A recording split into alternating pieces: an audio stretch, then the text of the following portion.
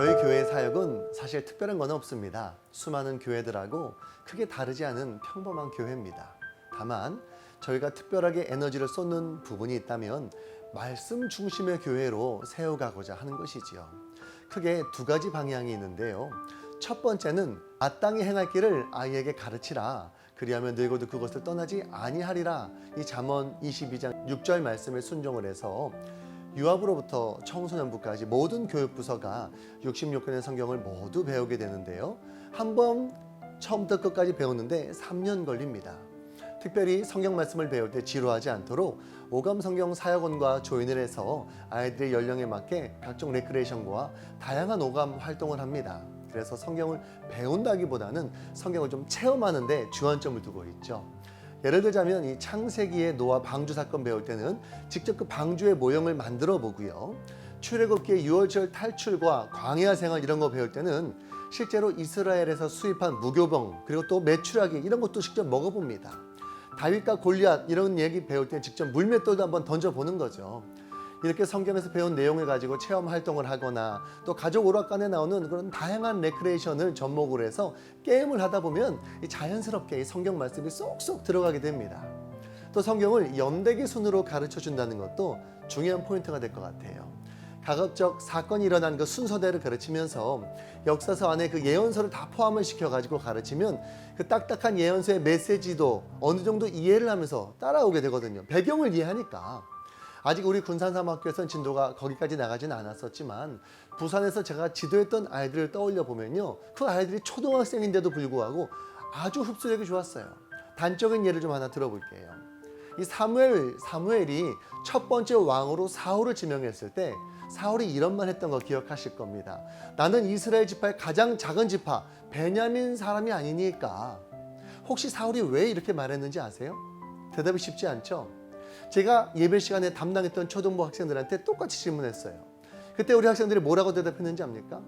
이 사사기 마지막 부분에 보면 레위인의 첩이 베냐민 지파의 불량배들에게 죽임당한 사건이 나오는데 그때 베냐민 지파가 그 불량배들을 벌하지 않고 싸고 놀다가 나머지 11지파하고 전쟁을 하게 됐는데 그때 거의 전멸 직전까지 갔었기 때문에 가장 작은 지파가 되어서 그렇게 대답했다라고 아이들이 대답을 하더라고요. 놀랍지 않습니까? 어떻게 이런 대답이 가능한지 아세요? 그 아이들이요. 몇 주 전에 그 내용을 배웠어요. 우리가 지레짐작하고 아이고 아이들이 뭐 어떻게 그런 걸 다 알겠냐 이러면서 안 가르쳐서 그렇지요. 아이들을 가르치면 배우면 다 알고 이해하더라는 거예요. 저는 또 주기적으로 친구 초청잔치를 하면서 아이들에게 복음 설교를 해왔는데요. 하루는 한 아이가 집중하지 않고 너무 시끄럽게 떠드는 거예요. 장난이 너무 심해요. 그래서 그 설교를 마칠 때쯤 그 아이를 이렇게 세웠어요. 그리고 너 목사님이 설교한 내용 한번 설명해봐. 그랬더니 인간의 타락부터요 예수님의 십자가 사건까지 그냥 쫙 너무 설명을 잘하는 거예요. 제가 그때 깨달았습니다.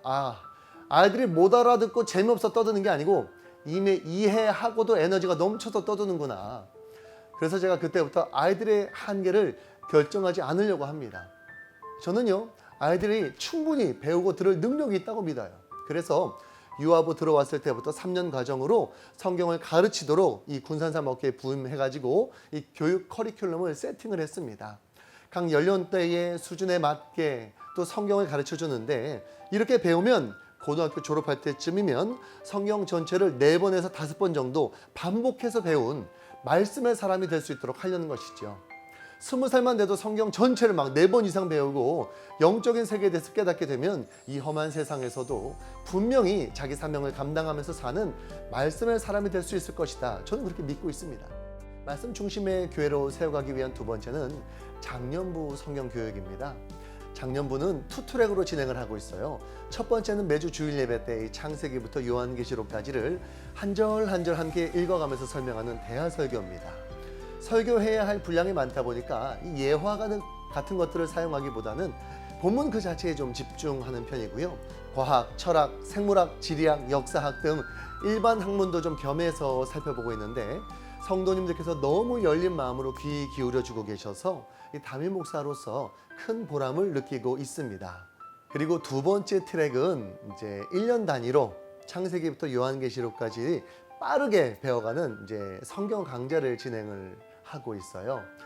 이 성경 강좌는 굉장히 빠른 시간 안에 전체의 내용을 살펴보는 것이기 때문에 전체의 맥락과 그 성경의 맥을 짚는 데 있어서 굉장히 큰 도움이 됩니다.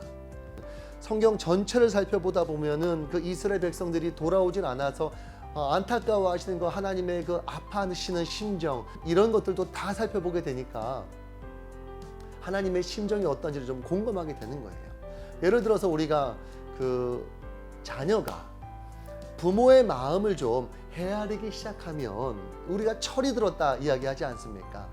신앙도 마찬가지인 것 같아요. 하나님 나 이거 주세요, 저거 주세요, 이렇게 해주세요, 이런 것만 요구하던 그런 신앙에서 좀 벗어나서 하나님이 이런 마음이셨군요, 하나님이 이런 사정이 있었군요, 이렇게 하나님의 입장을 자꾸 생각하고 하나님의 마음이 어떤지를 좀 헤아리려고 하고, 그러다 보니까 내 중심에서 하나님 중심으로 이 신앙이 바뀌는 거예요. 신앙에 철이 드는 거죠. 그런 것들을 보면서 참 이 성경을 가르치는 큰 보람을 제가 느꼈습니다.